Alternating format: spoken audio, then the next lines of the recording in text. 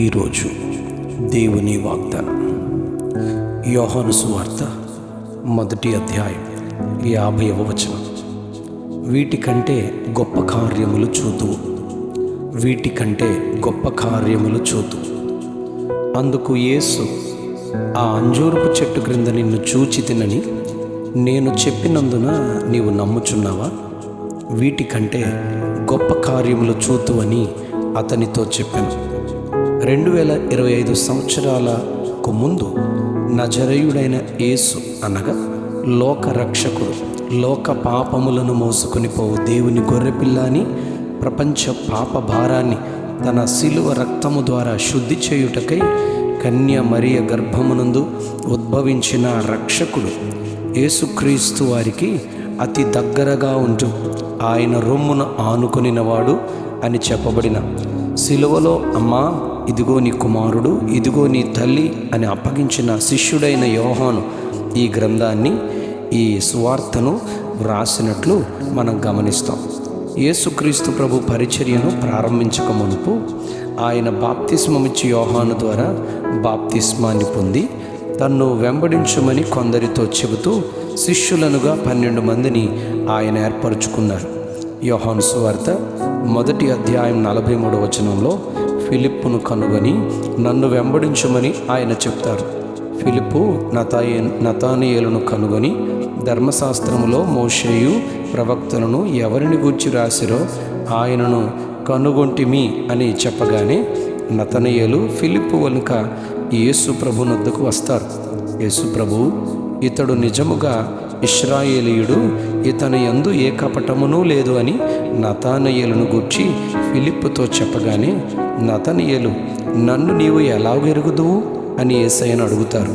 అందుకు యేసు, నీవు అంజూరపు చెట్టు క్రింద ఉన్నప్పుడే నిన్ను చూచి తినని ఆయన చెబుతారు.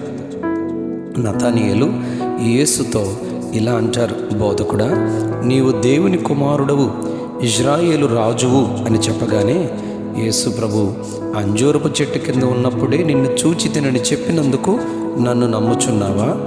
వీటికంటే గొప్ప కార్యములు చూతువని యేసయ్య చెప్తారు. క్లుప్తంగా 7 విషయాలను యోహాను సువార్తలో గొప్ప కార్యాలు ఒకదానికి మించినవి మరొకటి యేసు ప్రభు ఎలా చేశారో మీకు తెలియజేస్తాను.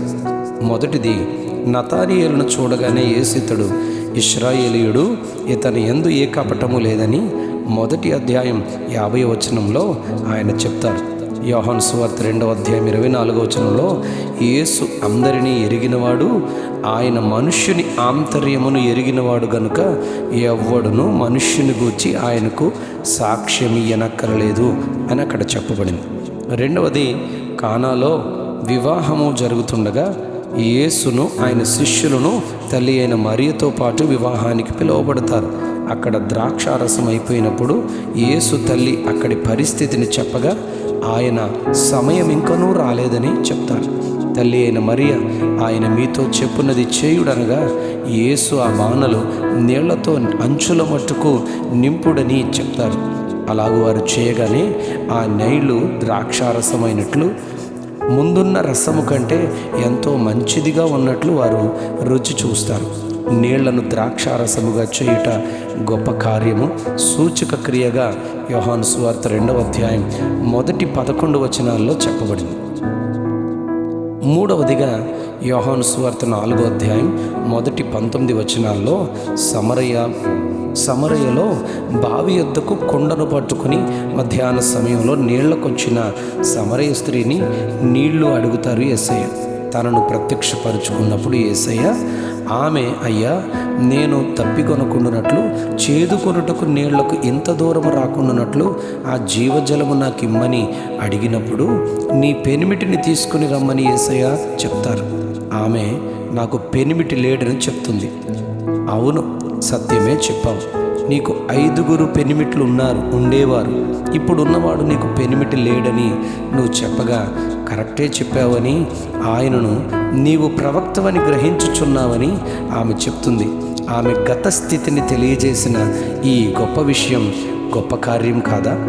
నాలుగవదిగా బెతెస్దా కోనేటి దగ్గర 38 సంవత్సరాల నుంచి వ్యాధి గల మనుష్యుడు బాధను అనుభవిస్తూ ఉండగా యేసు ప్రభువు వెళ్ళి స్వస్థపడగోరుచున్నావా అని వ్యాధిగ్రస్తుని అడుగుతారు. అతడు దేవదూత నీళ్లు కదిలించినప్పుడు వ్యాధిగ్రస్తులు నాకంటే ముందుగా దిగుతూ వారు స్వస్థపరచబడుతున్నారు, నన్ను దించడానికి ఎవ్వరూ లేరని చెప్పగా యేసు నీవు లేచి నీ పరుపెత్తుకుని నడువుమని చెప్పగా వెంటనే వాడు స్వస్థత నుండి తన పరుపెత్తుకుని నడిచెను అని యోహాను సువార్త 5వ అధ్యాయం 8వ వచనంలో చెప్పబడింది. ఇది ఒకదానికి మించిన మరొక గొప్ప కార్యము, స్వస్థత కార్యము కాదా? ఐదవది యోహాను సువార్త 6వ అధ్యాయం మొదటి 13 వచనాల్లో కొండ మీదికి ఆయన మాటలు బోధను వినుటకు వచ్చిన 5,000 మందికి ఆహారం వడ్డించండి అని శిష్యులతో ప్రభువారు చెప్తారు. వారు 200 దేనారాల ఆహారం మేము తెచ్చిన వీరి ఆకలి తీర్చలేమని చెప్తారు. యేసునొద్దకు 5 యవల రొట్టెలు 2 చిన్న చేపలు తెచ్చి ఇయ్యగానే ఆయన ఆశీర్వదించి వాటిని విరిచి పంచుమని శిష్యులకు ఇస్తారు. 5,000 మంది ఆ ఆహారాన్ని భుజించి మిగిలిన మొక్కలు 12 గంపలు ఎత్తినట్లుగా వారు తృప్తిగా భుజించినట్లుగా అక్కడ రాయబడింది. ఇది వీటికంటే గొప్ప కార్యము కాదా? ఆరవదిగా గలిలయలో సముద్రము దాటి ఆవలికి వెళ్తున్న శిష్యులు రాత్రివేళ చీకటిలో సముద్రంపై పెద్ద గాలి విసిరినప్పుడు సముద్రము పొంగుచూ ప్రమాదకరమైన స్థితిలో ఉండగా వారి యొద్దకు యేసు సముద్రముపై నడుచుకుని వస్తూ భయపడకుడి నేనే అని చెప్పి వారి యొద్దకు వచ్చి దోణి ఎక్కినప్పుడు అద్దరికి కపెర్నహూముకు చేరుట గొప్ప కార్యం కాదా? ఈ కార్యాన్ని యోహాను సువార్త 6వ అధ్యాయం 16 నుంచి 21 వచనాల్లో మనం చదువుతాం. 7వదిగా 8వ అధ్యాయం యోహాను సువార్త 11వ వచనంలో వ్యభిచారముందు పట్టబడిన స్త్రీని తీసుకుని వచ్చి మోషే ధర్మశాస్త్ర ప్రకారం రాళ్లతో కొట్టి ఈమెను చంపాలి, నీవేమంటావు అని యేసయ్యను అడుగుతారు శోధిస్తూ. ఆయన మీలో పాపము లేనివారు మొట్టమొదట ఆమె మీద రాయి వేయండి అని నేల మీద వంగి ఆయన ఏమో వ్రాయిచూ ఉన్నట్లుగా చెప్పబడింది. వారి పాపమును ఆయన వ్రాస్తారేమో అన్నట్లుగా రాళ్ళు విడిచిపెట్టి వారు వెళ్ళిపోవడం గొప్ప కార్యం కాదా?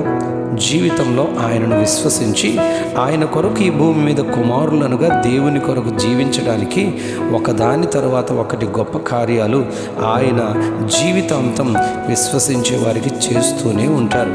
ఈ యోహాను సువార్త 21వ అధ్యాయం 25వ వచనంలో యేసు చేసిన కార్యాలు ఇంకా అనేకములు కలవు, వాటిలో ప్రతి దానిని వివరించి నేను రాసిన ఎడల అలా వ్రాయబడిన గ్రంథాలకు భూలోకమైనను చాలదు భద్రపరచబడడానికి అని నాకు తోస్తూ ఉంది అని అంటారు యోహాను.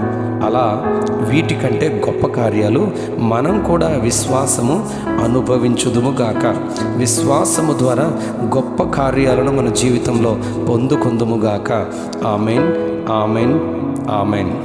వీటికంటే గొప్ప కార్యములు చూచెదము, వీటికంటే గొప్ప కార్యములు మనమును చూచుదుముగాక. ఆమెన్.